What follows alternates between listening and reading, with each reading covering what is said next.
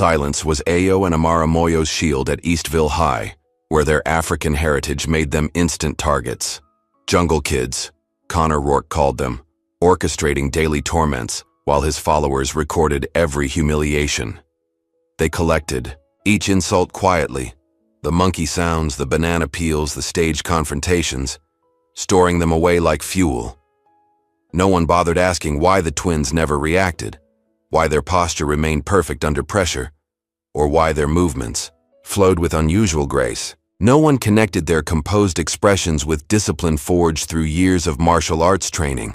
So when Connor cornered them that final day, the crowded hallway fell silent in anticipation of their breaking point.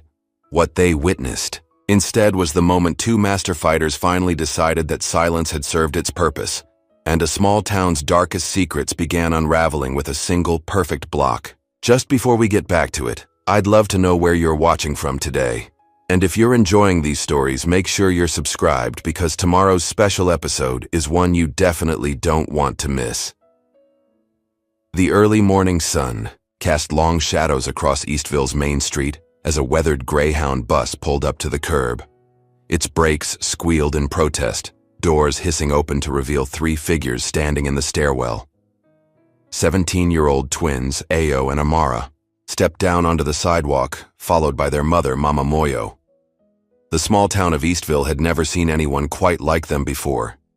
"Remember what your father taught you," Mama Moyo whispered, her accent thick but her words clear. "New places bring new challenges."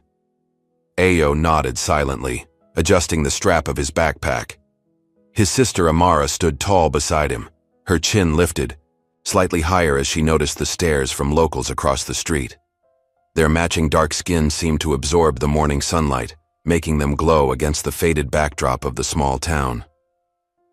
"Those new kids from Africa," a woman whispered to her friend as they passed by the town's only diner. She didn't bother lowering her voice. "Wonder what brings them all the way to Eastville." Mama Moyo squeezed both her children's shoulders. "Head up," she reminded them. "Walk proud." The twins had faced transitions before, but somehow, this one felt different. There was something in the air here, a tension, a resistance they could almost taste. Their matching expressions revealed nothing as they collected their luggage and began the walk toward their new home. The next morning arrived too quickly. Eastville High School stood like a fortress against the morning sky, 3 stories of weathered brick and narrow windows that seemed to watch the twins approach. Students clustered in tight groups across the front lawn, conversations halting as Ayo and Amara walked past. "Fresh meat," someone muttered. "What kind of names are those?" "Anyway," another voice added deliberately loud. Inside, the hallway felt endless. Lockers slammed. Laughter echoed. Eyes followed their every move. "You the transfer students?" A heavy-set secretary looked up from her computer, barely making eye contact. "I-O and Am-Er-Ah." She butchered their names without apology. "It's Ayo and Amara," Amara corrected politely, the cadence of her voice musical despite the tension in her shoulders. The secretary pushed their schedules across the desk. "Whatever. First bell's in 5 minutes." Their first class was biology with Mr. Wilson, a thin man with perpetually fogged glasses and a monotone voice. He paused while taking attendance, staring at their names as though they were written in hieroglyphics. "Ayo Moyo," he called out, squinting at his roster. "Ayo Moyo," Ayo corrected quietly. "Present." The teacher simply grunted and continued. "Am-Er-Ah Moyo." "It's Amara," she said firmly. "Amara." A few students snickered. A blonde girl in the front row rolled her eyes dramatically. "Well, Miss Amara, we don't stand on ceremony with pronunciation here," Mr. Wilson said dismissively. "This is America. You'll get used to it." More laughter rippled through the classroom. Amara's fingers tightened around her pencil, but her expression remained neutral. Beneath the desk, Ayo gently tapped her foot with his, a silent signal. They developed years ago, not now, not here.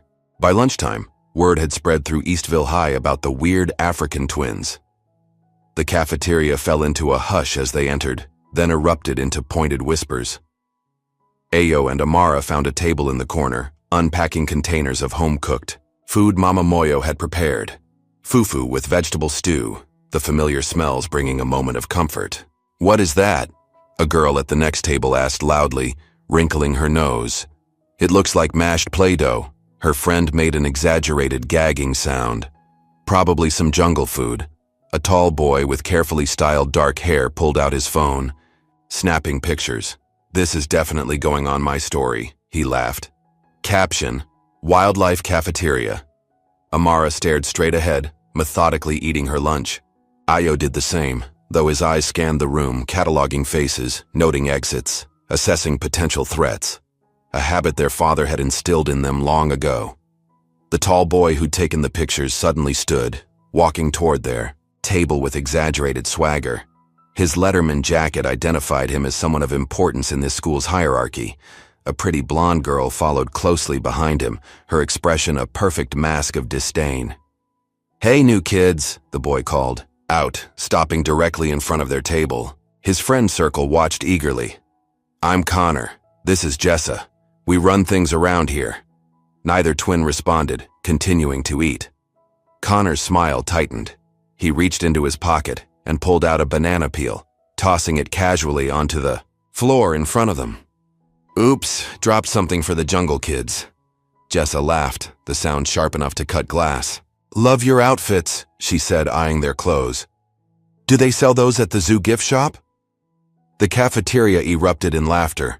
Someone from another table made monkey noises. Amara's knuckles whitened around her fork. A pulse throbbed in her temple. Ayo noticed immediately, reaching under the table to touch her wrist gently. "Not yet," he whispered in their native language, his voice barely audible.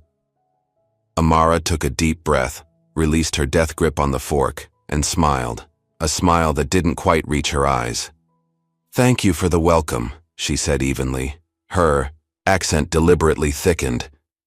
"Very illuminating." Connor's brow furrowed, clearly confused by the lack of reaction. Before he could respond, the bell rang, signaling the end of lunch period.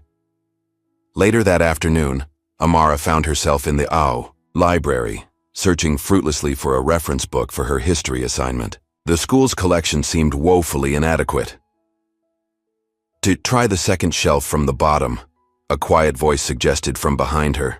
Amara turned to find a pale girl with copper-colored hair and nervous eyes watching her. The girl seemed to shrink back as soon as Amara's attention fell on her.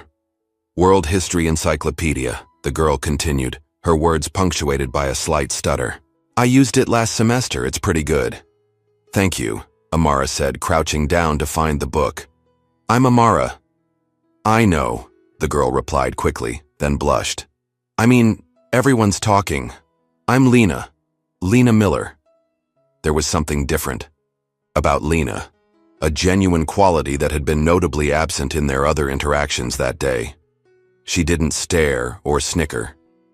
Instead, she seemed to be looking at Amara with something approaching recognition, as though she sensed a kindred spirit. "First day," Amara said with a small shrug. "Not going well," Lena nodded, understanding flooding her features. "This town, it doesn't do well with different." She twisted a strand of hair nervously around her finger. "But there's something about you. You're strong. I can tell." Before Amara could respond, Lena had disappeared between the stacks, leaving Amara holding the history book and wondering if she'd just found an ally in this strange, hostile place. Meanwhile, Ayo wandered the empty hallways during his free period, memorizing the layout of the school. A partially torn poster caught his eye, a silhouette in a fighting stance with the words, "After Hours," visible beneath the tear. He pulled out his phone and snapped a quick photo, something about the image, nagging at his instincts. That evening, Mama Moyo sat with her children at their small kitchen table in the rental house, listening to their accounts of the day. Her face remained calm, but her eyes flashed with a mother's protective fire. "The principal called today," she informed them. "Apparently you were unresponsive and dismissive to other students who were trying to welcome you." Amara made a sound of disbelief. "Welcome us? They called us jungle kids." Mama Moyo nodded solemnly. "I know what they really did. I told the principal exactly what I thought of his school's hospitality. She reached into a wrapped bundle beside her chair and pulled out a beautiful ornate talking drum. Your grandfather sent this.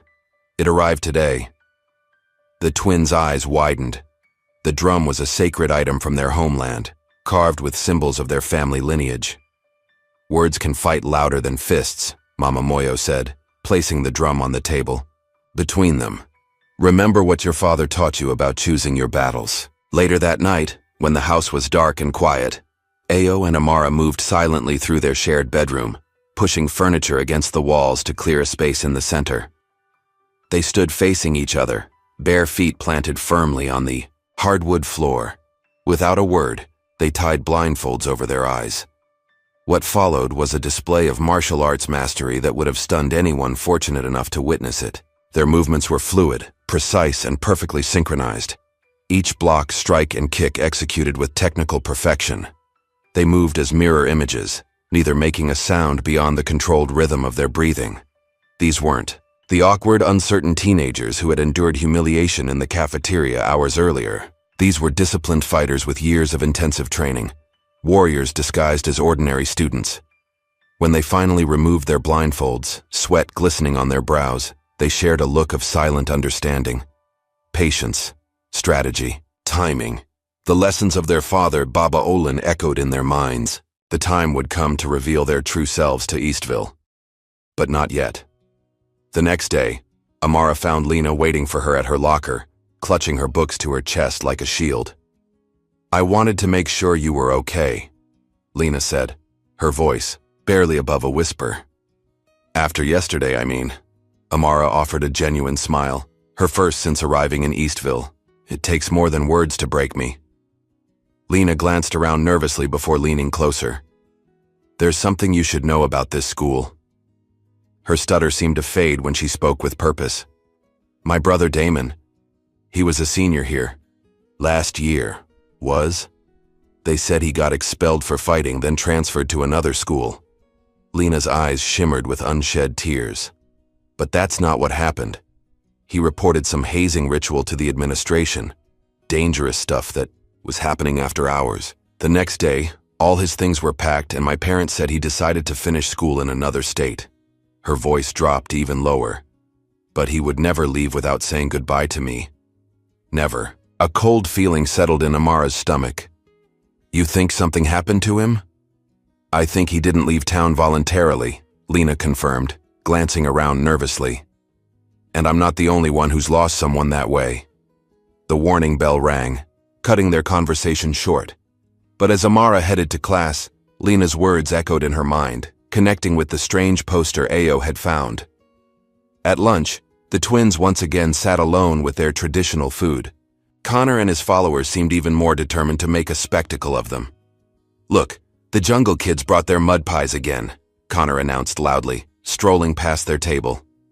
Jessa followed, her perfect ponytail swinging as she walked. Bet they ate with their hands before they came to civilization.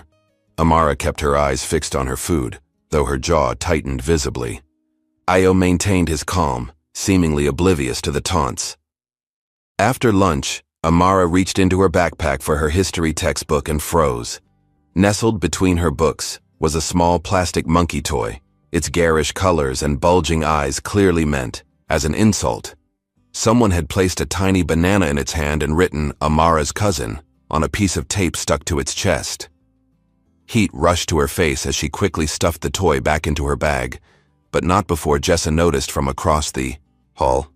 Did you like our welcome gift? Jessa called out, her smile vicious. Connor thought you might be homesick for your relatives. Amara's fingers curled into fists at her sides. For a brief moment, the careful control she maintained wavered. A glimpse of the fighter beneath the surface threatening to emerge. But she forced herself to breathe, to remember her father's teachings.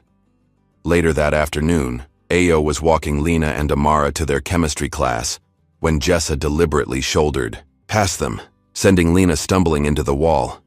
The smaller girl's books scattered across the floor. Watch where you're going, stutter girl, Jessa snapped. Before Ayo could help Lena up, Connor appeared, positioning himself between Ayo and the girls. Got a problem, Jungle Boy? He challenged, shoving Ayo's shoulder. Ayo remained expressionless. "No problem. We're just trying to get to class." Connor's face contorted with rage at Ayo's calm response. Without warning, he drove his fist into Ayo's ribs, a sharp, practiced punch that would have doubled over most students. Ayo absorbed the impact without flinching, his body automatically adjusting to disperse the force of the blow. He didn't raise his hands, didn't fight back. He simply stood there, looking Connor directly in the eyes. "What the hell?" Connor muttered, confusion crossing his face. Students had gathered to watch, expecting a fight.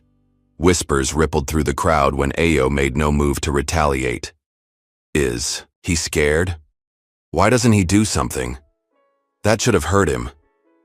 Even Jessa seemed unsettled by Ayo's non-reaction. She tugged on Connor's arm. "Come on, he's not worth it. We'll be late for practice." As they walked away, Ayo calmly helped Lena gather her books. The hallway slowly emptied, but one boy remained, watching thoughtfully from beside a row of lockers. He was tall and lean, with sandy brown hair and serious eyes. One of Connor's friends, though his expression held none of the malice they'd come to expect. That night, as Ayo bandaged a small bruise from Connor's punch, a memory surfaced. Himself at 12 years old, facing a wooden board in his father's training room back home. His small fists had struck the board repeatedly, but it wouldn't break. Frustration had built inside him, until tears threatened. Again, Baba Olin had instructed, his voice firm but kind. "Focus not on breaking the board, but on channeling your energy through it." "I can't do it," young Ayo had protested. "I'm not strong enough." His father had knelt beside him, placing a gentle hand on his shoulder. "Strength is not just in the muscles, my son. It's in the mind, in the spirit. The world will expect anger from you. You must offer discipline instead. That is true power." On his 15th attempt, the board had finally snapped cleanly in two. Not because Ayo had hit it harder, but because he had hit it right, with focus, with intention, with control. The following day, Ayo noticed Connor's friend, the quiet one who had watched the confrontation, observing him between classes. Unlike the others, this boy's gaze held curiosity rather than contempt. When their eyes met in the hallway, the boy quickly looked away, but not before Ayo caught something like respect in his expression. "That's Tyler Williams," Lena explained when Ayo asked about him at lunch. "He's on the track team with Connor, but he's different. Keeps to himself mostly. Smart too. He's in all the advanced classes." That evening, after Mama Moyo had gone to bed, Ayo and Amara slipped out of the house. The school grounds were deserted, security lights casting long shadows across the empty parking lot. Using the skills their father had taught them, they moved silently across the campus, avoiding the single security camera mounted above the main entrance. A maintenance door at the back of the gym yielded easily to Amara's lock-picking skills. Another unexpected talent hidden beneath her quiet exterior. Inside, the gymnasium was eerily silent, basketball hoops looming like dark sentinels in the gloom. The poster mentioned, "After Hours." Ayo whispered, scanning the space. "This has to be connected." They methodically searched the gym, finding nothing unusual until Amara noticed something odd about the bleachers on the far wall. When fully retracted, they should have sat flush against the wall, but there was a gap, barely visible in the dim light. Working together, they found a hidden latch that revealed a narrow staircase behind the bleachers. It led down to a basement area that wasn't on any school map they'd seen. The space had been converted into a crude fighting arena, worn mats covering the floor, portable lights mounted on stands, and a whiteboard with a list of initials and match results. Several names were circled with red ink. "This is it," Amara breathed, running her fingers over the whiteboard. DM versus JT, winner JT. Could DM be Damon Miller, Lena's brother? Ayo examined the space with a fighter's eye. This isn't just some amateur fight club. Look at the setup, the organization. Someone with resources is running this. They photographed everything before carefully replacing the equipment exactly as they'd found it. By the time they slipped back through their bedroom window, it was nearly 3 in the morning. The light in the hallway flicked on. "Where have you been?" Mama Moyo stood in their doorway, arms crossed, her expression a mixture of concern and disappointment. There was no point in lying. The twins explained what they'd discovered: the bullying, Lena's missing brother, the underground fighting ring. Mama Moyo listened without interruption, her face growing more troubled with each detail. When they finished, she sat heavily on the edge of Amara's bed. "Your father and I brought you here for a fresh start, away from the troubles back home," she said softly. "But it seems trouble finds you no matter where we go." "We can handle it, Mama," Ayo assured her. "We've been trained." "You were trained to protect yourselves and others," she interrupted firmly. "Not to seek conflict, not to put yourselves in danger." "But Lena's brother," Amara began. "May indeed need help," Mama Moyo acknowledged. "But rushing blindly into darkness is not the way." Her voice softened as she looked at each of them in turn. "If you enter darkness, my children, you must bring your own light." The next day, Lena approached them before first period, her face animated with a nervous energy they hadn't seen before. She clutched a worn notebook to her chest.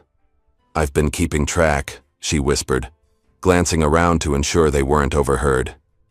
"Ever since Damon disappeared. Students who suddenly transfer, schedule changes, strange patterns." She opened the notebook, revealing detailed maps of the school, student names, secret schedules, a web of information that had taken months to compile. For someone so quiet, Lena had proven remarkably observant. "I knew something was happening," she continued, "but I didn't know what. Then I saw how Connor and his friends reacted to you two, how threatened they seemed by your presence." Amara and Ayo exchanged glances. "We found something last night," Amara admitted, pulling Lena into an empty classroom, a fighting ring hidden underneath the gym. Lena's eyes widened, not with surprise but with validation. "I knew it. Damon was a fighter, trained in MMA since he was 10. The week before he disappeared, he told me he'd been invited to join some exclusive club. He was excited at first, then scared." The bell rang, signaling 1 minute until first period. "We need to talk more," Ayo said, squeezing Lena's shoulder gently. "Meet us in the library during lunch period." As they headed to their separate classes, the twins shared a look of grim determination. The mystery of Eastville High was deeper and more dangerous than they'd initially thought. But for the first time since arriving, they had purpose, and an ally who understood the risks. They were no longer just the new kids, the outsiders, the targets of ignorant bullying. They were becoming something far more dangerous to those in power, investigators uncovering a truth someone desperately wanted to keep hidden. And as Baba Olan had taught them from the beginning, knowledge, properly applied, was the most powerful weapon of all. The morning sun filtered through the dusty blinds of the school library as Ayo, Amara, and Lena huddled at a corner table, their voices barely above whispers. After discovering the underground fighting ring, the twins had agreed to meet Lena during their free period to compare notes. The library was nearly empty, perfect for secret conversations. "I have something to show you," Lena said, her hands trembling slightly as she pulled a small USB drive from her pocket. "I've been afraid to watch this again, but you need to see it." She plugged the drive into her laptop and angled the screen away from the librarian's desk. A grainy security video began playing, showing a dimly lit hallway.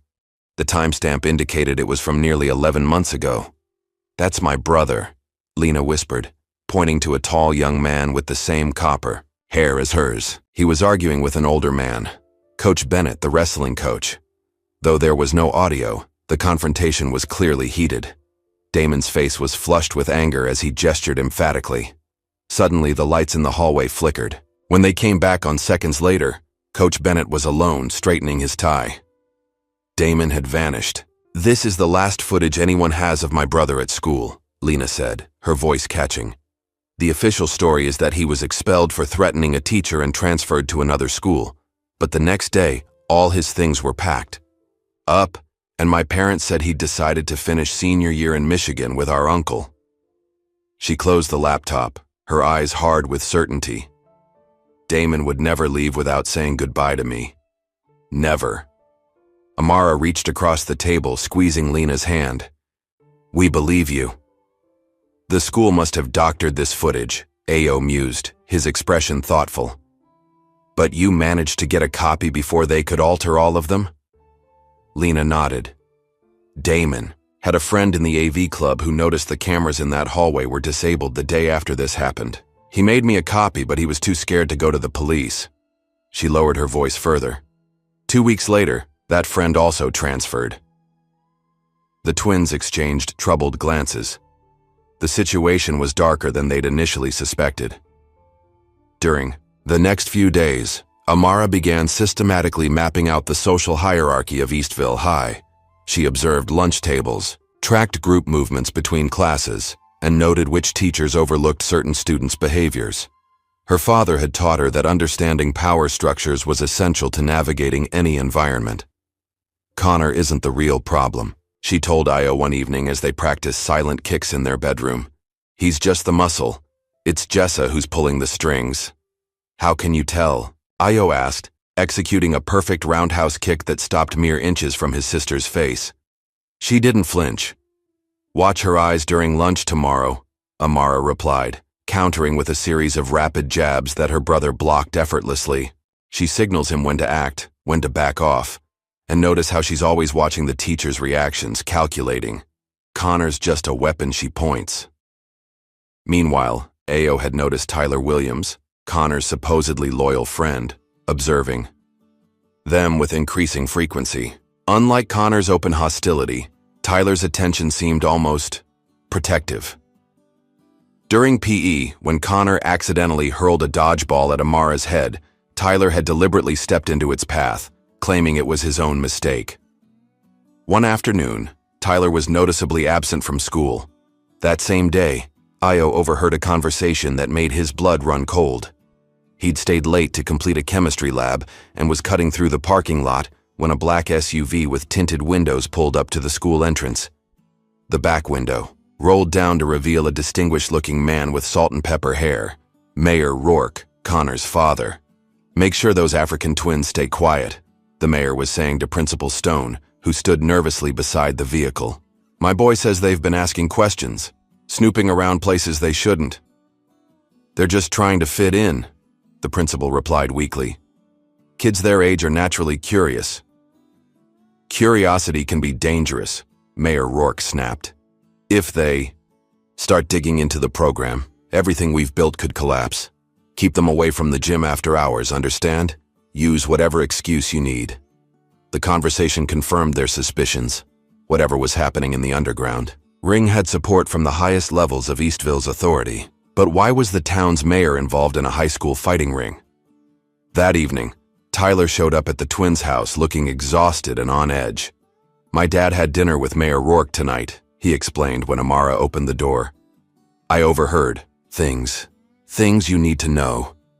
Mama Moyo invited him in, serving sweet tea while the 3 teenagers sat in the living room. Tyler kept glancing at the windows as if expecting someone to be watching. "My family's lived in Eastville for generations," he began, staring into his glass. "My father's the town judge. He's always pressured me to be friends with Connor because of the Rourke family's influence." He looked up, his expression pained. "I've watched Connor bully kids for years, but lately it's gotten worse." "Much worse?" "The fighting ring," Ao prompted. Tyler nodded.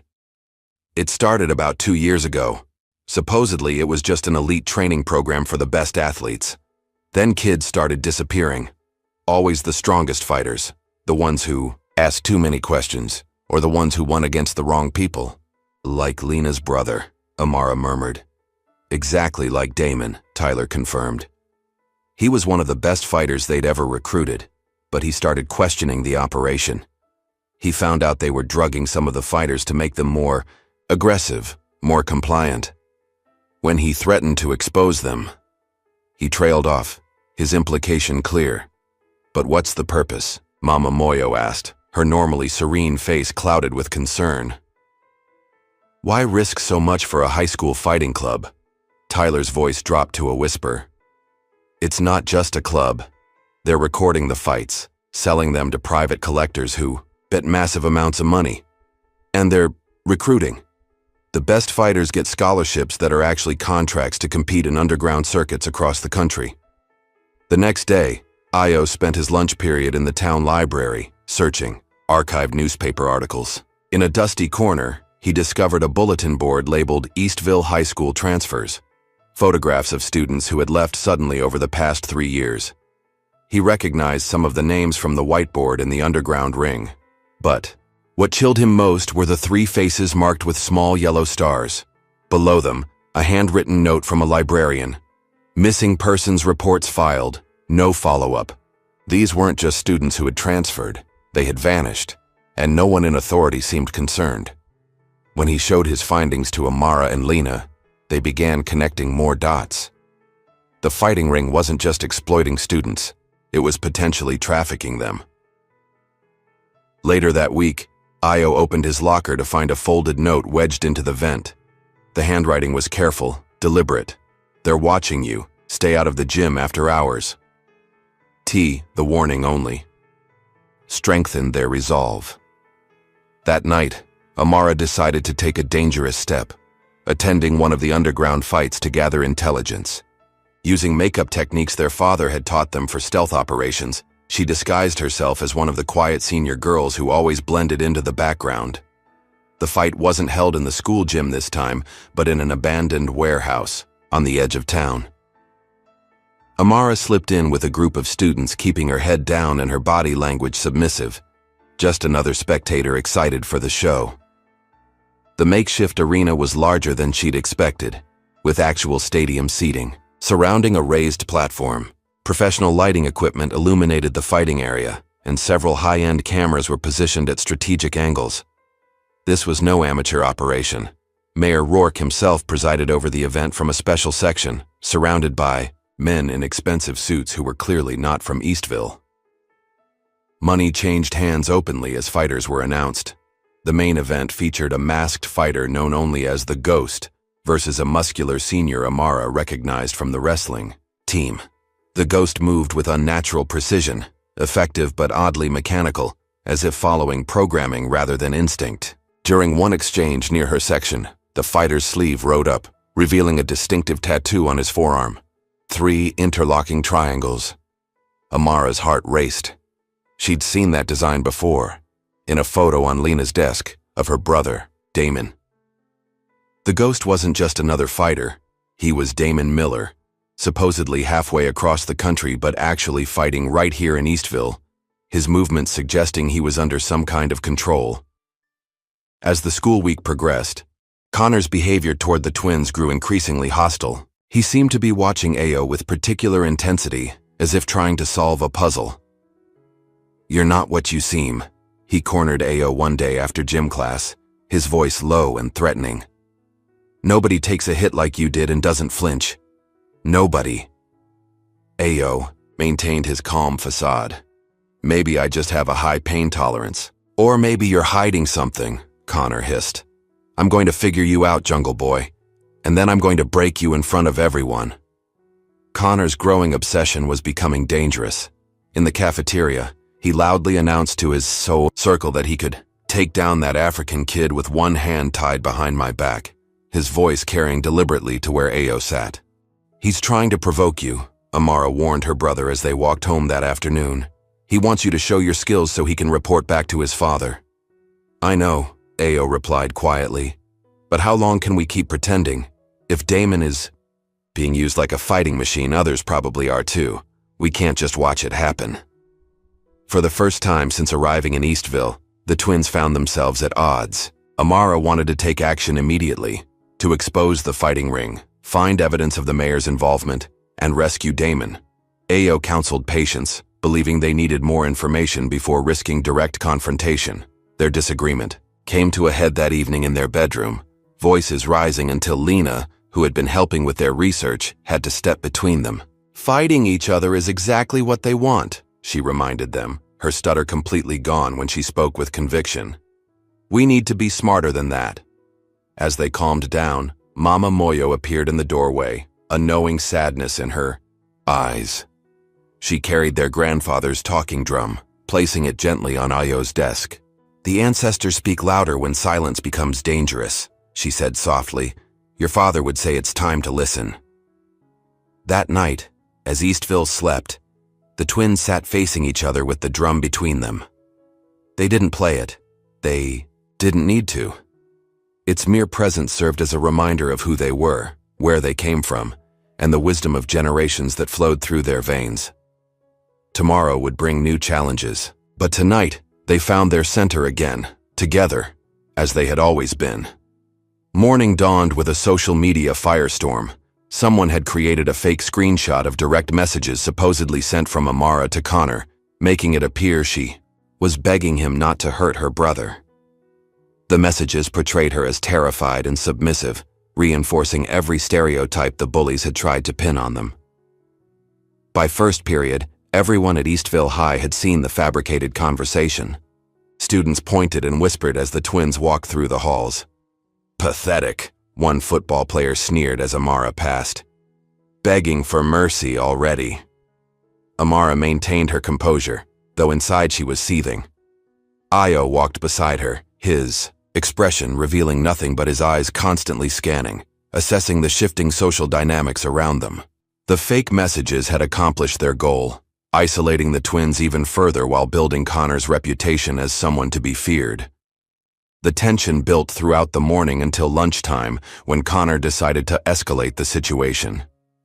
He approached their table, Jessa and several others flanking him like a royal entourage. Got any more messages for me, Jungle Girl? Connor asked loudly, ensuring everyone in the cafeteria could hear.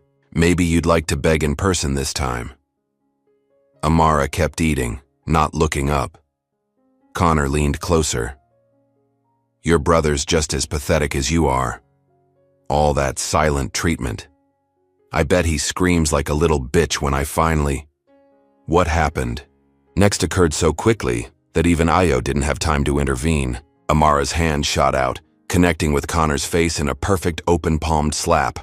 The sound echoed through the suddenly silent cafeteria.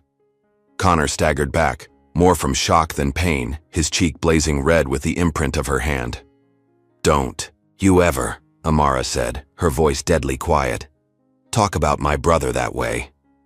Before Connor could recover, Principal Stone appeared at the edge of the cafeteria, drawn by the commotion. What is going on here? He demanded, looking from Amara's still raised hand to Connor's marked face. She attacked me, Connor sputtered, his outrage only partially feigned. Completely unprovoked, students who had witnessed the entire exchange looked away, suddenly interested in their lunches. No one spoke up to contradict Connor's version of events. Ms. Moyo, my office, now, Principal Stone ordered, not bothering to question any other witnesses. The injustice burned in Amara's chest as she sat outside the principal's office, waiting while Principal Stone called her mother. Through the partially open door, she could hear his side of the conversation. Physical violence is taken very seriously at Eastville High, Mrs. Moyo. Yes, I understand children can be difficult in new environments, but striking another student... No, I don't think we need to hear Amara's side. Several students witnessed the incident. 3 days of detention should give her time to reflect on proper conflict resolution. When Amara finally returned to class, the hallways were buzzing with a new development. Connor had publicly challenged Ao to a fight, after school behind the gymnasium, where teachers rarely patrolled. Word had spread rapidly, with students already placing bets on how quickly Connor would destroy the new kid. Ao had accepted, with a single nod, his silence interpreted by everyone as fear or resignation to the inevitable beating. Only Amara recognized the subtle shift in her brother's demeanor, a sharpening of focus, a slight adjustment in his stance that signaled he had made a decision. You're not actually going to fight him, she whispered during their shared history class.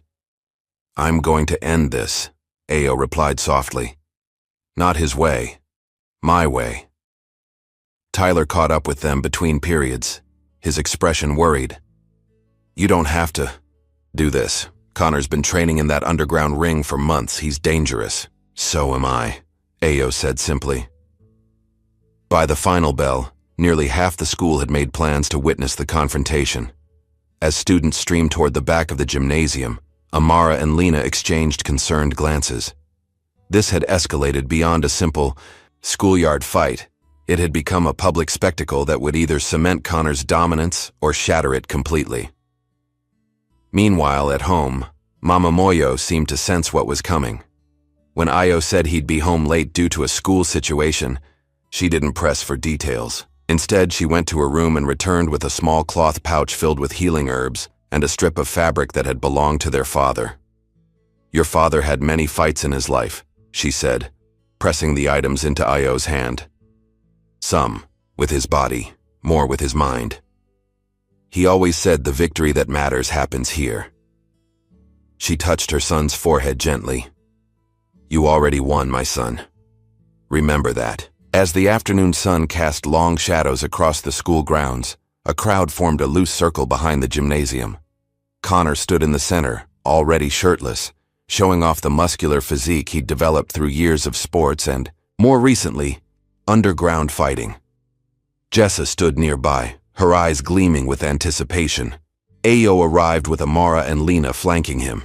He wore the same plain t-shirt and jeans he'd had on all day, making no special preparations for what was to come. The contrast between the two opponents couldn't have been more stark. Connor posturing and shadowboxing for the crowd, Ayo standing perfectly still, his breathing calm and measured. "Didn't think you'd actually show," Connor called out, cracking, his knuckles theatrically. "Ready to get your ass kicked back to Africa, Jungle Boy?" Ayo said nothing, simply stepping forward into the circle. He assumed no fighting stance, his arms hanging loosely at his sides. Connor mistook this for weakness or fear, a smirk spreading across his face as he circled Ayo predatorily. "No teachers to save you now," he taunted, bouncing on the balls of his feet. "Just you and me." The first punch came fast, a right hook aimed directly at Ayo's jaw with enough force to knock out most opponents. But where Ayo should have been, there was only empty air. He had shifted slightly, the minimum movement needed to avoid the blow entirely. Connor's momentum carried him forward awkwardly. Confused and angered, he attacked again, a flurry of punches and kicks that demonstrated actual fighting training. None connected. Ayo moved with fluid grace, each evasion so subtle it almost appeared as if Connor was simply missing rather than Ayo actively dodging. The crowd grew quiet, the expected beatdown transforming into something they didn't understand. Whispers rippled through the onlookers. Is he even trying to fight back? How is he doing that? Connor can't touch him. Frustration contorted Connor's features as sweat began pouring down his face. His attacks grew wilder, more desperate. Still, Ayo made no offensive moves, merely avoiding each strike with minimal effort, his expression serene, almost detached. 5 minutes passed this way, Connor attacking relentlessly, Ayo evading effortlessly. The bully's breathing became labored, his movements slowing. Fatigue and humiliation fueled his rage. "Fight back, you coward," Connor screamed, lunging forward with a haymaker that would have broken Ayo's nose if it had landed. In one smooth motion, Ayo caught Connor's fist mid-air, stopping it completely. The collective gasp from the crowd was audible. For the first time since the confrontation began, Ayo spoke. "You've already lost," he said quietly, holding Connor's fist firmly but without apparent effort. "Not because I'm stronger, because you fight from hatred, and hatred always exhausts itself." Then, still holding Connor's fist, Ayo bowed slightly, a gesture of respect from martial arts tradition, before releasing the bully's hand and simply walking away. The silence that followed was absolute. Connor stood frozen, his arm still extended, face flushed with a complex mixture of rage, confusion, and the dawning realization that he had been completely outclassed by someone who hadn't even thrown a punch. "That's it?" Jessa's voice shattered, the silence, her practiced confidence cracking. "You're just walking away?" Ayo didn't respond, continuing toward his sister and Lena without looking back. Someone in the crowd had been recording the entire encounter. By evening, the video had spread throughout Eastville High's social networks. Comments exploded across platforms. "Did you see how fast he moved? Connor couldn't land a single hit. Who is this guy?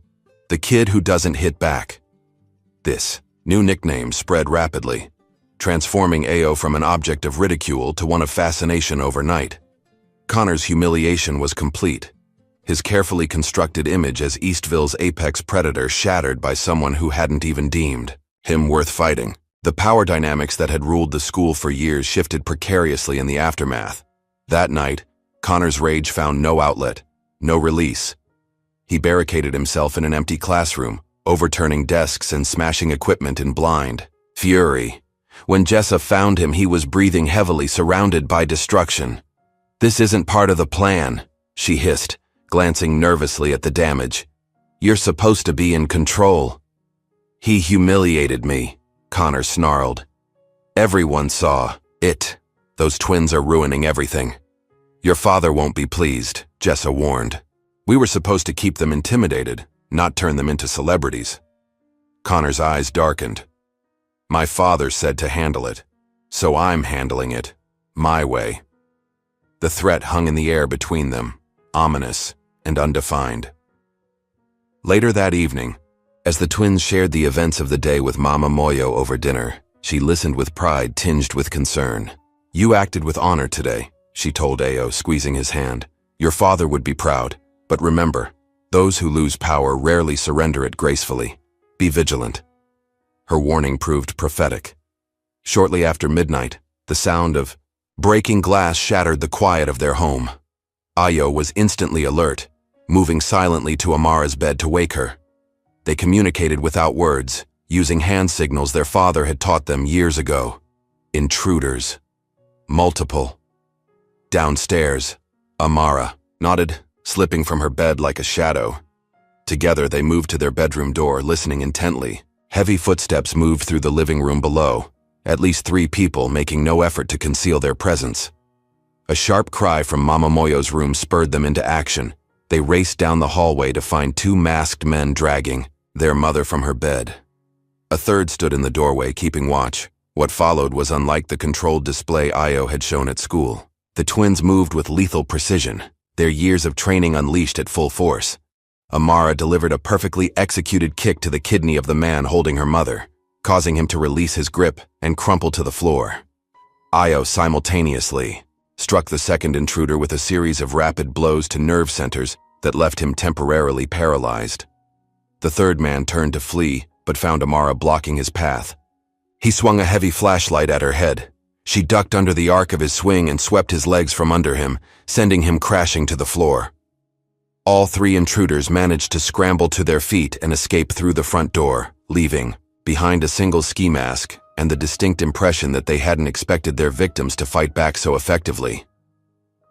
As they secured the broken window and called the police, Mama Moyo sat shaking on the edge of her bed, clutching her arm, where she'd been roughly handled.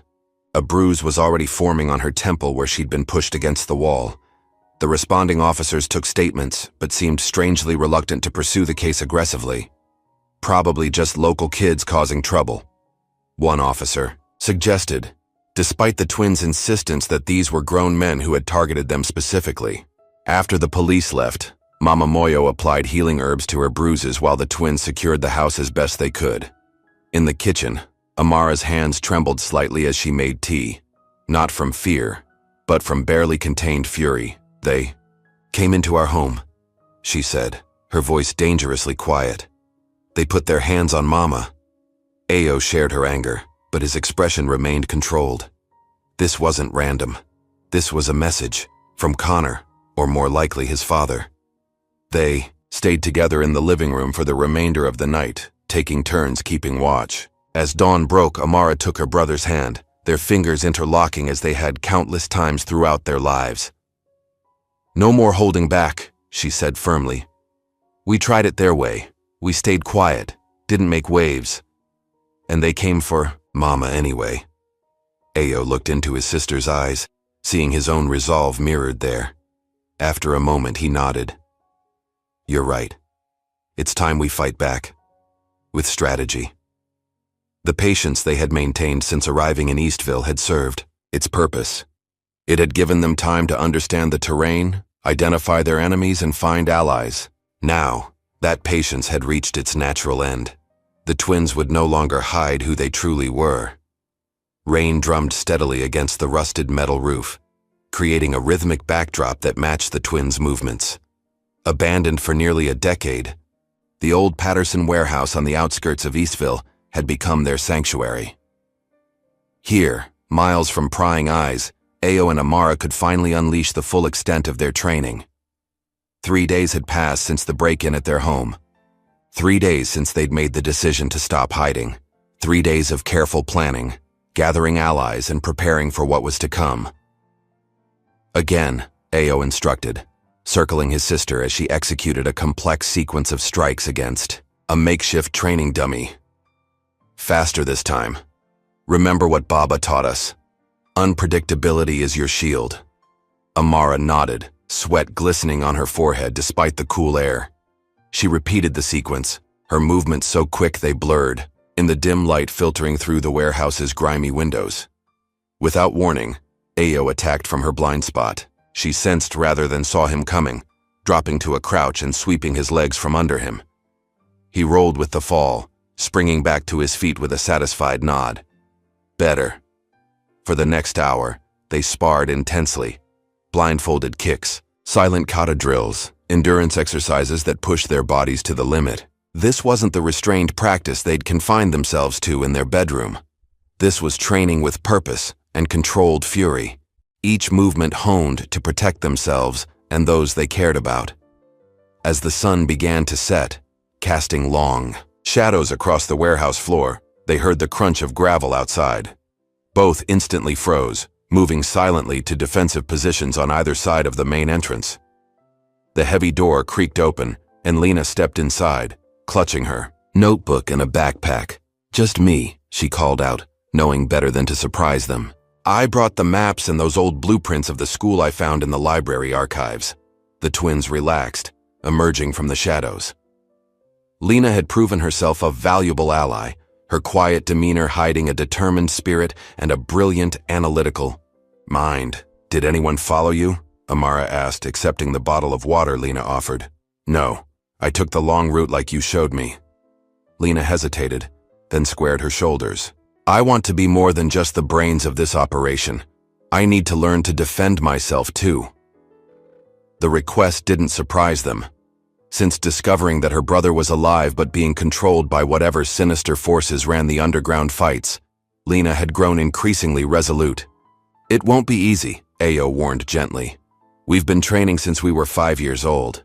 Lena stood taller, her usual stutter completely absent when she spoke with conviction. "I've been watching my brother's MMA videos since he disappeared. I know the basics, and I'm tired of being afraid." The twins exchanged glances, communicating silently as they often did. Then Amara smiled, stepping forward to guide Lena to the center of the makeshift training area. "We'll start with stance and breathing," she said. "Everything begins there." Over the next hour, they taught Lena basic defensive positions and strikes, correcting her form with patient instruction.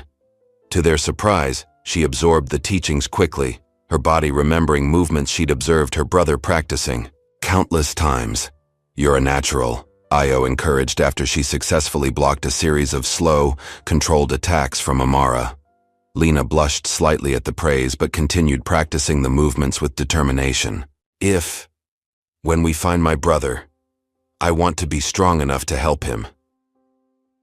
Their training session was interrupted by the unmistakable sound of a car engine approaching. This time, it wasn't Lena's old hatchback, but the low purr of something more powerful. The three froze, exchanging alarmed glances. "Hide," Ayo whispered, pointing Lena toward a stack of old crates. The twins positioned themselves strategically, ready to confront whoever had found their secret training ground. The warehouse door swung open, and a tall figure stepped inside, hands raised in a gesture of peace. "Don't attack," Tyler Williams called out, his voice echoing in the cavernous space. "I know you're in here. I need to talk to you." Ayo emerged first, his stance cautious. "How did you find us?" "Followed Lena," Tyler admitted, lowering his hand slowly. "But only because I've been trying to catch one of you alone all week. You guys are never without backup now." Amara appeared on Tyler's other side, effectively boxing him in. "Why were you looking for us?" Tyler reached slowly into his jacket, pulling out a small flash drive. "Because I've been filming the Fight Club for months, and I want to help you. Take it down." Inside the warehouse office, they clustered around Lena's laptop, watching grainy footage of underground fights. Tyler had placed hidden cameras throughout the training facilities and captured dozens of matches, including several featuring Lena's brother. "I started suspecting something was wrong last year," Tyler explained, his face illuminated by the screen's blue glow. "My dad is close with Mayor Rourke, so I've been around Connor most of my life. When he suddenly got involved in this exclusive athletic program, everything changed. He became more aggressive, more secretive." "Why risk helping us?" Amara asked, studying Tyler's face for any sign of deception. Tyler's jaw tightened. "Because 3 months ago, my cousin disappeared the same way Damon did. Official story was he transferred to a private school in Vermont, but all his social media went dead overnight, and my aunt and uncle suddenly had a new car and renovated their house. They refused to talk about him." The footage continued playing, showing pale, dazed fighters with blank expressions. One sequence captured Mayor Rourke and Principal Stone meeting with a well-dressed stranger in an office adjacent to the fighting area. "That's Richard Klein," Tyler said, pausing the video on the stranger's face. "He represents some sort of talent agency out of Chicago. He comes to town every few months for what they call showcase nights." "They're not just running local fights," Lena realized, her voice barely above a whisper. "They're supplying fighters to someone bigger." The following day, while Mama Moyo was at the hospital for a follow-up appointment for her injuries, Ao slipped into the school during lunch period. Using the access code Tyler had provided, he entered the server room adjacent to the computer lab. The school's security system was surprisingly sophisticated for a small-town high school, another sign that something valuable needed protection. With Tyler's instructions guiding him, Ao located and copied several encrypted video files labeled with fighter initials and dates. That evening, they gathered again at the warehouse to review the findings. One video showed Lena's brother in a fight from 6 months ago. He was losing badly until a masked trainer approached between rounds, administering something from a small vial. In the next round, Damon fought with mechanical precision, his eyes vacant as he brutally defeated his opponent. Lena choked back a sob, watching her brother being transformed into a weapon. "That's not him," she whispered. "Damon never fought like that, with cruelty." While Ao comforted Lena, Amara and Tyler cross-referenced the footage with school records Tyler had borrowed from the administrative office. Half of the fighters in the videos were officially listed as transferred students. The pattern was undeniable. They're identifying the best fighters, drugging them into compliance, and then shipping them off to fight professionally in underground circuits, Amara summarized, disgust evident in her voice. "And they're using high school students with no other options." "Not just any students," Tyler added grimly. "Notice the pattern? Most of them are from families without much influence, kids from the edges of town, or outsiders like you two." The next morning, Mama Moyo called the twins into her room before school. She looked tired but resolute as she handed them a sealed envelope with their father's handwriting. "Your father left this with me before he sent us here," she explained, her accent thickening with emotion. "He said to give it to you if you ever faced a fight that seemed impossible." Inside, they found a map marked with several locations around Eastville, a handwritten prayer chant in their native language, and a phrase written in their father's bold script: "Strike only when truth is louder than the lie." Baba knew. "Amara?" asked stunned. Mama Moyo sighed, touching the bruise on her temple that was slowly fading to yellow. "Your father has many connections. He heard rumors about Eastville, young fighters disappearing, families suddenly wealthy. He sent us here not to escape trouble, but to confront it." "Why didn't you tell us?" Ao's voice held no accusation. "Only curiosity, because you needed to discover it yourselves," she answered, squeezing both their hands. "Some battles cannot be fought for you, only alongside you." That evening, as rain pounded the warehouse roof once more, Amara slipped away, while Ao was working with Tyler on decrypting more files. She moved silently through the darkened streets of Eastville, a hood pulled low over her face, her destination clear in her mind. Connor's house, a sprawling colonial mansion on the wealthiest street in town, glowed with soft light from within. Security lights illuminated the manicured lawn, but the side gate was unguarded. Amara scaled the fence easily, landing in a crouch beside a row of perfectly trimmed hedges. Years of training had prepared her for this moment. Every silent step, every controlled breath, every shadow she melted into, all of it leading to this opportunity for justice. Or was it revenge? The line had blurred since the night intruders had put their hands on her mother. Connor's bedroom window was on the second floor, partially open despite the cool evening. Amara scaled the decorative trellis like a phantom, positioning herself just outside, listening to Connor's voice as he spoke on the phone. "I don't care what my father says," he was saying, his voice tight with anger. "Those twins have made everything complicated. I'm handling it my way tomorrow." Amara's fingers tightened on the windowsill. One quick movement and she could be inside, confronting Connor directly, making him pay for what he'd done to their family, to Lena's brother, to countless others. "Amara!" Ayo's voice came from below, barely audible above the rain. He stood in the shadows of the garden, his expression unreadable, but his message clear. This was not their way. She closed her eyes briefly, mastering the rage that had driven her here. Then, as silently as she had come, she descended, meeting her brother on the wet grass. "I just wanted to," she began. "I know." Ayo cut her off gently.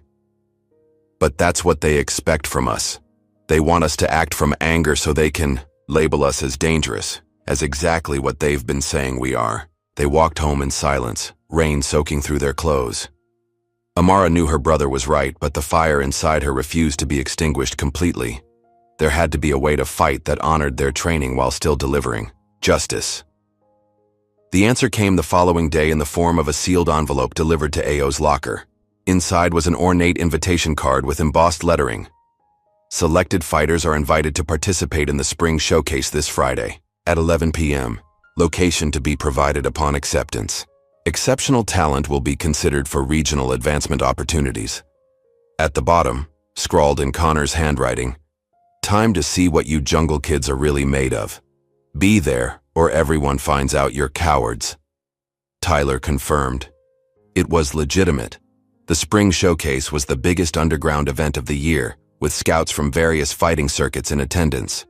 It was also the most heavily guarded and exclusive, with only specially invited fighters and high-paying spectators allowed. "It's a trap," Lena warned as they discussed the invitation at the warehouse. "Connor wants to humiliate you in front of everyone. Or his father wants to recruit us if we're good enough," Amara countered. "Either way, it's our chance to get inside their operation completely." After hours of debate, the four allies reached an agreement. They would accept the invitation and enter the tournament, not just to win, but to expose everything. With Tyler's technical skills, Lena's detailed knowledge of the operation, and the twins' fighting abilities, they had the elements needed for a plan. That night, they made a pact. 4 hands joined in the center of their makeshift training space. 4 voices unified in purpose. They would enter the lion's den together, carrying truth as their strongest weapon. Friday night arrived with an unusual chill for spring. The twins stood before Mama Moyo in the living room, dressed in simple black athletic wear, their expressions solemn. "I cannot stop you," she said, adjusting Ayo's collar with maternal concern. "But promise me you will remember who you are no matter what happens tonight." "We promise, Mama," they replied in unison. She pressed her forehead to each of theirs in turn, a traditional blessing. "Your father would say, 'Even in darkness, carry your own light.' I say, 'Come home to me, no matter what.'" The location for the spring showcase turned out to be a massive abandoned steel mill on the outskirts of town, transformed for the evening into a high-tech fighting arena. Luxury cars lined the makeshift parking area, and security guards with earpieces checked invitations at the entrance. The twins approached confidently, Tyler and Lena following slightly behind. Their invitations were scrutinized by a guard whose expression suggested he recognized them but couldn't quite place from where. "First-timers?" he asked gruffly. "We've been waiting for this opportunity," Ayo replied smoothly. The guard studied them for another moment before stepping aside. Fighters through the side entrance. Spectators through the main doors. Inside, the scale of the operation stunned them despite their preparation. The mill's main floor had been converted into a professional fighting venue, with stadium seating surrounding a raised octagonal platform. Floodlights hung from the ceiling, illuminating the fighting area, while leaving the spectator sections in strategic shadow. High-end cameras were positioned at various angles, their red lights indicating they were already recording. "Those aren't just for the local audience," Tyler whispered, nodding toward the equipment. "They're streaming this somewhere." Lena spotted a technical booth on a mezzanine level. "That must be where they control the feeds. I need to get up there." While Tyler escorted Lena toward the spectator area, the twins were directed to a holding area where other fighters were preparing. Most wore hooded robes that obscured their identities, creating an atmosphere of anonymous tension. Mayor Rourke stood at the center of the room, flanked by Principal Stone and the well-dressed stranger they now knew was Richard Klein. He smiled when he spotted the twins, a predatory expression that never reached his eyes. "Our special guests have arrived," he announced, approaching them with exaggerated hospitality. "Connor mentioned you might be joining us tonight. I'm glad you accepted our invitation. We were curious about this exclusive program we've heard." "So much about," Amara replied, matching his false cordiality. "And now you're here to experience it firsthand." Mayor Rourke gestured toward the other fighters. "Some of Eastville's finest athletic talent is on display tonight. Mr. Klein here represents several sports management firms looking for unique prospects." Richard Klein assessed them with clinical detachment. "Twins are always a draw in the Thais fighting circuit, especially with your exotic background. The audiences appreciate diversity. The casual racism barely registered, they'd heard worse. What mattered was confirming their suspicions about where the fighters were being sent." One of the hooded figures nearby turned slightly at the sound of their voices. Through the shadows of the hood, a pair of eyes locked briefly with Amara's, familiar eyes that widened with a flash of recognition before quickly looking away. Lena's brother. "He was here. Fighters will be introduced shortly," Principal Stone informed them, checking his watch. "The brackets have already been determined." As the officials moved away to speak with other arrivals, Amara leaned close to her brother. "Damon is here. Third fighter from the left." Ao nodded imperceptibly. "Stay on plan. Lena and Tyler need time to set up." A bell sounded, signaling the beginning of the event. The competitors were led into the main arena where spotlights dramatically illuminated their entrance. The crowd, a mix of Eastville's elite, students with connections and visitors in expensive suits, cheered and jeered as fighters were introduced by number rather than name. Mayor Rourke took center stage, his voice booming through professional grade speakers. "Ladies and gentlemen, welcome to the Spring Showcase. Tonight's winners will receive more than just glory. They'll earn opportunities that could change their lives forever." In the shadows of the technical booth, Lena and Tyler worked quickly. Using the access codes Tyler had gathered over months of observation, they began copying the video feeds to an external drive while simultaneously preparing to broadcast the event beyond the closed circuit. "Security's tighter than we expected," Tyler whispered, fingers flying over a keyboard. "They've got encryption on everything." "Keep trying," Lena urged, her eyes constantly scanning for anyone approaching their position. "We need those files." Back in the arena, the first match was announced. Amara versus a fighter introduced only as number 8. A burly senior Amara recognized from the wrestling team. The crowd's reaction to seeing a female fighter was predictably sexist, with catcalls and skeptical murmurs rippling through the audience. Amara stepped onto the platform, centering herself as her opponent circled aggressively. He was significantly larger, using intimidation tactics as he flexed and shadow-boxed. When the bell rang, he charged forward with confidence, clearly expecting a quick victory. What followed shocked the audience into silence. Amara moved like water, flowing around his attacks with graceful precision. Where he relied on brute strength, she used technique and timing. When he overextended on a wild punch, she redirected his momentum, sending him crashing to the mat with a perfectly executed throw. The fighter rose, rage replacing his initial confidence. His next attacks were more measured but ultimately futile. Amara continued fighting defensively, allowing him to exhaust himself while she remained fresh and focused. When the opportunity presented itself, she ended the match with a lightning-fast combination that left her opponent dazed on the mat. The silence that followed was broken by scattered applause that quickly grew in volume. Amara bowed respectfully to her defeated opponent before walking calmly back to the fighter's area, her expression revealing nothing of the triumph she felt inside. Next came Ayo's match against a fighter known as the Beast, a reputation apparently earned through brutal efficiency. He had ended his last 3 matches in under 30 seconds, leaving opponents unconscious or injured. As Ayo took his position, he noticed Connor and Jessa watching intently from a reserved section. Connor's expression was a mixture of anticipation and malice, clearly hoping to see Ayo humiliated or hurt. The Beast lived up to his name, attacking with frightening speed and power the moment the match began. But where others had crumbled under the onslaught, Ayo seemed to anticipate every move, neutralizing attacks through superior positioning and technique rather than matching force with force.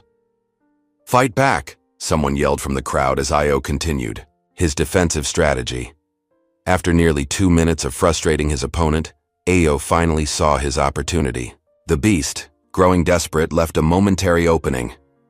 Ayo's response was textbook perfection, a sweep that took the larger fighter's legs from under him, followed by a restraint hold that gave his opponent no choice but to tap out or risk injury. Ayo had won without throwing a single punch, demonstrating mastery that stunned the audience and officials alike. As he left the platform, he heard Mayor Rourke muttering to Richard Klein, "I told you they were special prospects." The tournament continued with Connor facing an unknown fighter, a bout that was clearly rigged in Connor's favor. His opponent moved sluggishly, his reactions delayed, his technique sloppy. Connor defeated him easily, playing to the crowd with excessive showmanship. While attention remained focused on the fights, Lena slipped away from the technical booth, determined to find evidence about what happened to the fighters who transferred. Following a hunch, she made her way to the administrative offices on the upper level of the mill. The first room contained nothing unusual, just paperwork and schedules for the evening's events. The second, however, was a revelation. Inside a locked cabinet, which yielded to the picking techniques Amara had taught her, she found vials of clear liquid labeled only with numbers, medical charts for various fighters, and, most disturbingly, legal documents with signatures that appeared forced or forged. Transfer agreements, she whispered to herself, quickly photographing everything with her phone. Consent forms that were never willingly signed. In the technical office, Tyler had finally broken through the security protocols. "I'm in," he muttered triumphantly, initiating an upload sequence that would broadcast the evening's events, along with incriminating footage from previous tournaments, to multiple secure sites he'd prepared. The videos would automatically release to local news outlets and law enforcement agencies outside Eastville's jurisdiction. The tournament approached its climactic matches. According to the bracket displayed on large screens around the arena, Amara would face fighter number 5 in the semifinals, the hooded competitor she had identified as Lena's brother. As they entered the ring, Amara could see the vacant expression in Damon's eyes more clearly. Whatever control they had over him was in full effect tonight. He moved mechanically, his naturally fluid fighting style replaced by something robotic and cold. When the match began, Amara fought defensively, watching Damon's technique closely for any sign of the person beneath the programming. She called out to him between exchanges using his name, mentioning Lena, anything to break through whatever was controlling him. "Damon, Lena is here. She's been looking for you for almost a year." For a moment, his attacks faltered. Something flickered.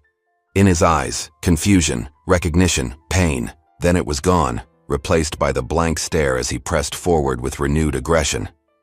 Amara changed tactics, incorporating movements and patterns from traditional fighting forms their father had taught them, techniques designed to harmonize energies rather than oppose them. As they moved across the platform in what almost resembled a dance, she began softly chanting in her native language, the prayer her father had included in his letter. "What is she doing?" Mayor Rourke demanded from ringside. "This isn't a cultural exhibition." But something extraordinary was happening in the ring. Damon's movements began to sync with Amara's, his body responding to the rhythm of the chant despite his conscious mind remaining locked away. The mechanical quality of his fighting softened, replaced by something more natural, more human. When their eyes met again, there was a spark of awareness. Amara seized the moment, whispering, "Your sister needs you to come back, Damon." His entire body seemed to shudder, the drug's hold weakened by the combination of familiar movement patterns and emotional connection. Tears welled in his eyes as recognition dawned.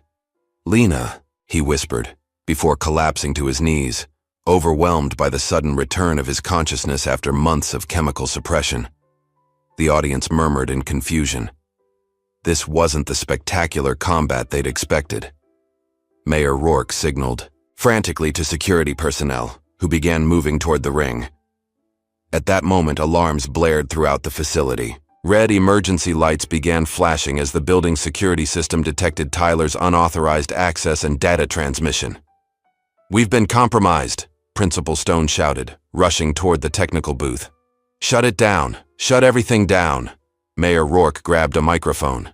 "Ladies and gentlemen, we're experiencing technical difficulties. Please remain seated while our staff resolves the issue." But it was too late.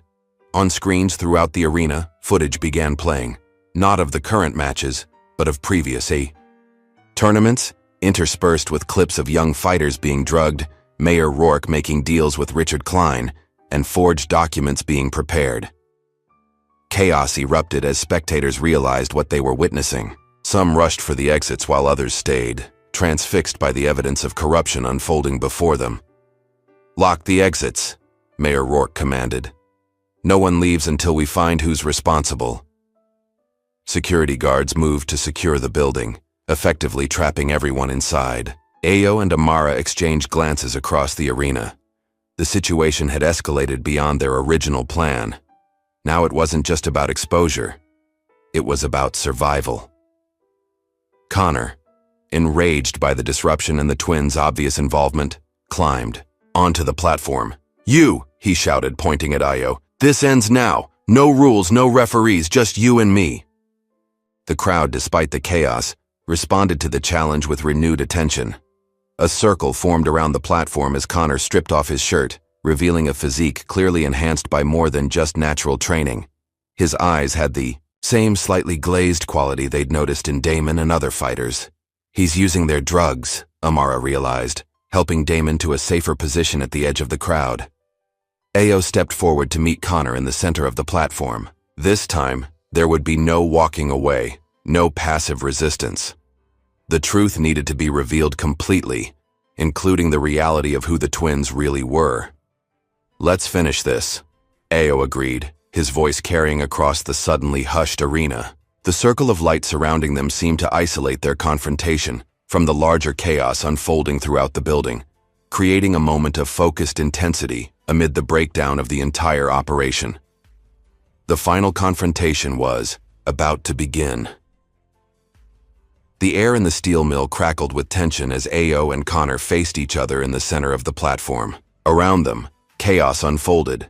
Spectators pushing toward exits only to find them locked, security guards scrambling to regain control, and screens throughout the venue continuing to broadcast evidence of the criminal enterprise. Yet within the spotlight circle, time seemed suspended. Connor's eyes held a wild, drug-enhanced fury as he circled Ayo predatorily. "No more running," Connor sneered, his voice carrying across the suddenly hushed arena. "No more dodging. Let's see what you're really made of, Jungle Boy." Ayo remained centered, his breathing calm and measured despite the adrenaline coursing through his system. "This isn't just about you and me anymore," he replied evenly. "Look around. Your father's empire is crumbling." Connor lunged without warning, throwing a blinding combination of punches that would have incapacitated most opponents. Ayo moved with practiced precision, deflecting rather than dodging, conserving energy while allowing Connor to expend his. "Stand still and fight!" Connor screamed, frustration building as his attacks failed to land with full force. For the first several minutes of the confrontation, Ayo maintained his defensive strategy, the same approach he'd used in their schoolyard. Encounter. But this time, When Connor overextended on a wild haymaker, Io countered with a lightning-fast strike to his opponent's solar plexus. The crowd gasped. This was not the passive resistance they'd witnessed before. This was something else entirely. Controlled, precise, devastating. Connor staggered back, shock registering on his face as he struggled to breathe. When he recovered, rage replaced surprise. He charged forward, all technique abandoned in favor of brute force. "You're dead!" What followed was unlike anything the underground fighting ring had ever witnessed. Connor attacked with drug-fueled strength and speed, throwing illegal strikes, attempting to gouge eyes and target joints, fighting with the desperation of someone who knew his world was collapsing. Io met this fury not with matching aggression, but with surgical precision. Each of Connor's wild attacks was answered with a calculated counter that inflicted maximum effect with minimal force, the fighting philosophy his father had instilled in both twins since childhood. As Connor began to tire, Io seized a moment, when the crowd's attention was fully focused on their battle. With his opponent temporarily off balance, he stepped back and addressed the spectators directly, his voice carrying with unexpected authority. "You used fists to prove power," he called out, circling Connor with calm confidence. "I'll use mine to show purpose." In a fluid sequence too fast for untrained eyes to follow, Io executed a combination that ended with Connor sprawled unconscious on the mat. Io stood over his fallen opponent, breathing steadily despite the exertion. "This is not victory," he said to the stunned onlookers. "This is awakening." Across the arena, Amara was helping Damon to his feet when 3 security guards approached, batons drawn. Without hesitation, she shifted to a protective stance. "Stay back," she warned, her voice steady. The lead guard lunged forward. What happened next seemed to unfold in slow motion for those watching. Amara moved like quicksilver, disarming the first guard with a twist of his wrist that sent his baton clattering across the floor. The second guard rushed her from behind, but Damon, though still shaky, intercepted him with a tackle that spoke of muscle memory overriding his drugged state. The third guard hesitated, then raised his hands in surrender. "I'm just doing my job, lady." "Your job included kidnapping teenagers?" Amara challenged, not lowering her guard. Throughout the facility, similar confrontations erupted as security personnel attempted to regain control. But the dynamics had shifted dramatically. Students who had been mere spectators began actively resisting, many recording everything on their phones, others helping to barricade doors from the inside to prevent more security from entering. Most surprising was the transformation of several of Connor's former friends. Tyler had emerged from the technical booth to find himself surrounded by guards, only to be unexpectedly rescued by members of the track team who had witnessed the video evidence. "I've known something was wrong for months," explained one senior, helping Tyler slip through a service corridor. "My cousin was one of the fighters who transferred last year." In the control room overlooking the main arena, Mayor Rourke watched in disbelief as his carefully constructed operation disintegrated. Screens showed the incriminating footage being mirrored across multiple social media platforms despite his technical team's frantic efforts to shut down the feeds. "Damage control!" He barked into his phone, pacing frantically. "Call Judge Williams. Call Chief Peterson. This needs to be contained." But even as he issued commands, he could see the futility of his efforts. Dozens of phones throughout the arena were live streaming the events. Parents were being called. The exposure had reached critical mass. Meanwhile, Lena had made her way to the smaller secondary gym where she knew from her investigation that records were kept. Finding the door locked, she remembered Amara's lockpicking lesson from days earlier. With shaking hands, she managed to manipulate the simple lock. Inside, she found what she had been searching for: student files, medical records, and most crucially, recordings of Principal Stone threatening and bribing parents to cooperate with their children's transfers. Armed with this evidence, she slipped back toward the main arena, narrowly avoiding security patrols along the way. In a stroke of improvised brilliance, she connected her phone to the projection system in a classroom overlooking the training floor and began playing the recordings for a group of trapped students. "That's my brother's medical chart," she declared, her stutter completely gone as righteous anger replaced fear. They've been drugging him for 10 months to keep him compliant, while they forced him to fight for profit. The students began recording and streaming this new evidence immediately, the story spreading exponentially beyond the walls of the steel mill. Back on the main floor, Amara had climbed to the announcer's platform, commandeering the microphone. System. Her voice rang through the facility, cutting through the chaos. "We were called Jungle Kids," she declared, her words measured and powerful. "Tonight we walked through fire and danced." She surveyed the crowd, meeting eyes that had once looked at her with contempt, but now showed something closer to awe. This stops now. The exploitation, the fighting for others' entertainment, the trafficking of young people for profit. Several adults in expensive suits, Richard Klein's associates, tried to push toward an emergency exit, but found their path blocked by a line of wrestlers and football players who had clearly switched sides. "Nobody leaves until the real police arrive," one linebacker announced, arms crossed over his massive chest. As if summoned by these words, sirens wailed in the distance, growing steadily louder. But they weren't the local police that Mayor Rourke controlled. These were state troopers and FBI agents, responding to the evidence that had been streaming from the facility for the past 30 minutes. Mayor Rourke smashed computer equipment in a futile attempt to destroy evidence, but it was too late. The truth had escaped containment. When law enforcement breached the main doors, they found hundreds of witnesses eager to provide statements about what they had seen.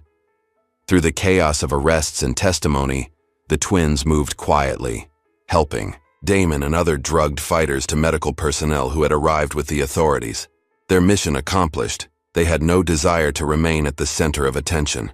"We should go," Ao murmured to his sister as reporters began flooding into the facility. Amara nodded, taking one last look at the scene. Connor was being loaded onto a stretcher, still unconscious but stable. Principal Stone sat handcuffed beside a police cruiser, his face ashen.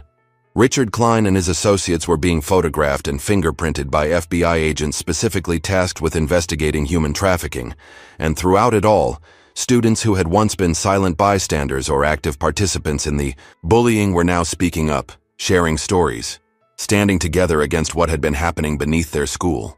Hand in hand, the twins slipped away through a service entrance, their silhouettes briefly outlined against the flashing lights of police vehicles before disappearing into the darkness. They had accomplished what they came to do. At home, Mama Moyo sat on the porch swing, a single candle burning beside her as she looked toward the horizon where emergency lights pulsed against the night sky. She didn't need to see the events to know what had transpired. She felt it in her heart, in the bones of her ancestors. When her children emerged from the shadows moving silently up the walkway, she simply opened her arms. No words were needed as they sat beside her, watching the sunrise together. 3 figures silhouetted against the growing light, breathing in unison as a new day dawned over Eastville. 3 months passed like a dream, the spring fading into a summer that buzzed with change and renewal. The story of Eastville's underground fighting ring had exploded across national media, triggering investigations in several other small towns where similar operations were suspected. Teen siblings expose underground fighting ring dominated headlines for weeks, though the twins themselves had refused all interview requests, preferring to let their actions speak for themselves. On a warm June morning, the Eastville High graduation ceremony took place on the football field, the mood markedly different from previous years. With Mayor Rourke awaiting trial and an interim administration working to rebuild the town's reputation, there was a palpable sense of both healing and reckoning in the air. As valedictorian, a position she had earned through quiet academic excellence that had gone largely unnoticed amid the social hierarchy of the old regime, Amara stood at the podium, looking out over a sea of faces that had transformed from hostile to respectful over the course of a single tumultuous year. "When my brother and I arrived in Eastville," she began, her voice clear in the morning air, "we were labeled before we were known, categorized before we were understood." She paused, her eyes finding Mama Moyo in the audience, sitting proudly, beside Lena's parents. "We didn't ask to fight," Amara continued, "but we refused to be silent. That's the choice each of us faces every day, to accept what is comfortable or to stand for what is right. The crowd listened in rapt attention as she spoke words that seemed beyond her years, but were, in truth, the distilled wisdom of generations before her. Today we graduate not just from high school, but from the illusion that silence protects us. It doesn't. Only truth does that. When she finished speaking, the audience rose in a standing ovation, not just for her words, but for the transformation they had witnessed in their community. Even those who had initially resented the disruption of the status quo had come to recognize that the twins had freed the town from a cancer growing at its core. By mid-July, Ayo had converted a vacant storefront downtown into a community martial arts school. With startup funding from an anonymous donor, widely suspected to be Judge Williams, Tyler's father, who had been horrified to learn how close to the corruption he had been, the dojo quickly became a gathering place for young people seeking both physical training and spiritual grounding. "We don't train to fight.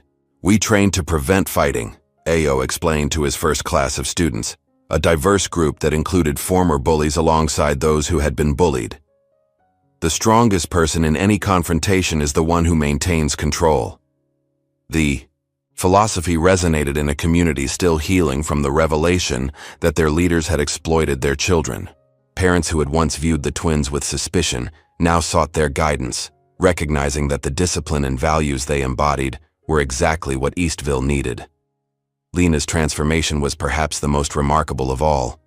The shy, stuttering girl who had first approached Amara in the library was now preparing to attend Columbia University on a full journalism scholarship. Her exposé on the fighting ring, published in the school newspaper and later picked up by national outlets, had caught the attention of the admission committee. "I'm dedicating my thesis to my brother and to the voices that nearly disappeared," she told the twins during a celebration dinner at their home. "Someone needs to tell these stories." Damon sat beside her, still recovering from the long-term effects of the drugs that had been used to control him. His progress was steady but challenging, some days clear and focused, others clouded by flashbacks and confusion. But with proper medical treatment and the unwavering support of his family, he was reclaiming pieces of himself day by day. "I remember moments in the ring with you," he told Amara, his voice stronger than it had been in months. "When you spoke the chant, it was like a light cutting through fog." The full extent of the operation's reach continued to unfold through ongoing investigations. Connor's father, Mayor Rourke, faced multiple federal charges related to human trafficking, forced labor, and corruption. The investigation had expanded to include similar operations in neighboring states, all connected to the same underground fighting circuit that Richard Klein represented. Connor himself experienced a dramatic fall from grace, expelled from Eastville High, and charged as a juvenile accomplice. He now sat in a county detention center awaiting sentencing. The evidence against him was overwhelming, not just his participation in the fighting ring, but his active role in intimidating and recruiting other students.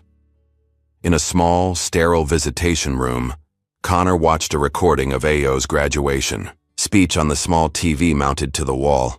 His expression was unreadable, his eyes hollow with something that might have been regret, or perhaps simply the withdrawal from the performance-enhancing drugs that had fueled his aggression for so long. The downfall extended beyond the Rourke family.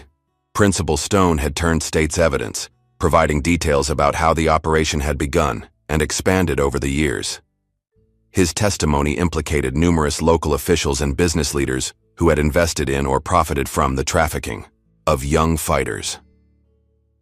As summer progressed, Eastville began the slow process of rebuilding its leadership and reputation. A special election was scheduled for the fall to replace Mayor Rourke. Among the candidates was Mrs. Henderson, the school librarian who had maintained the bulletin board of transferred students that Ayo had discovered months earlier. Her small act of resistance now recognized as one of the few institutional attempts to acknowledge the disappearances. For Mama Moyo, the vindication of her children's actions brought both pride and purpose. Drawing on her extensive knowledge of traditional healing practices, she opened a cultural center in a small house near the town square.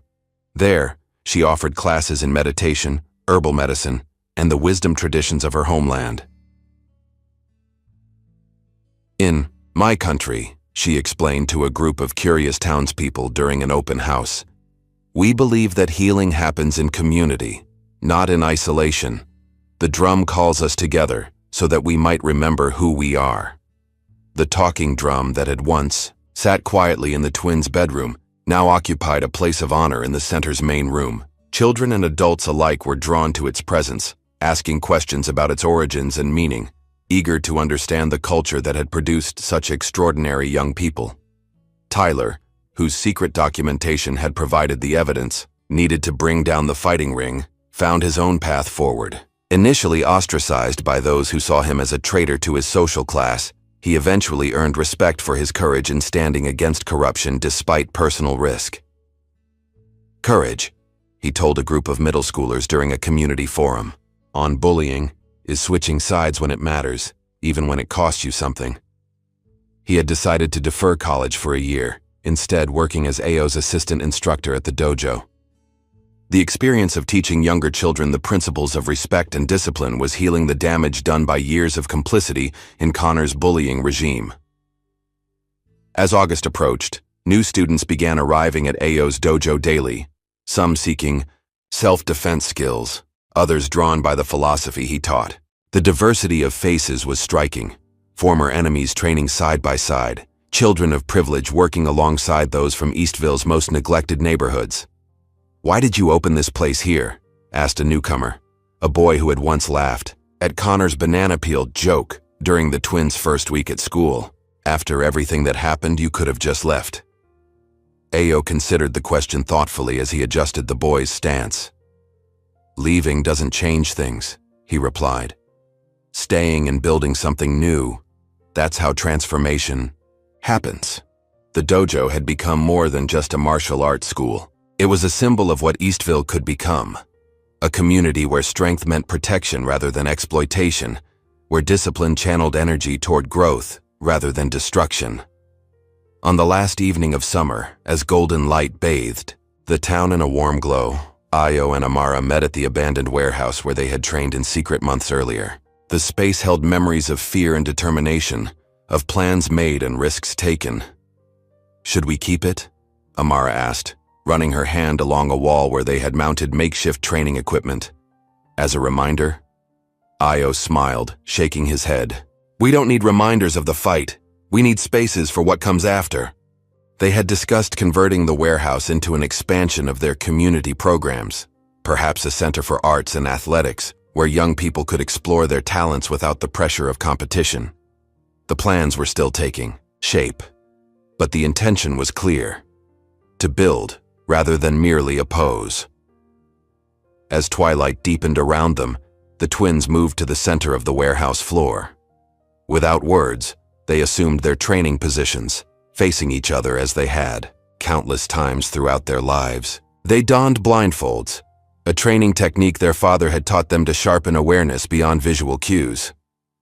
What followed was not the tense, determined practice of months earlier when they were preparing for confrontation. This was something more joyful, a dance of harmony and balance, each movement flowing into the next with natural grace.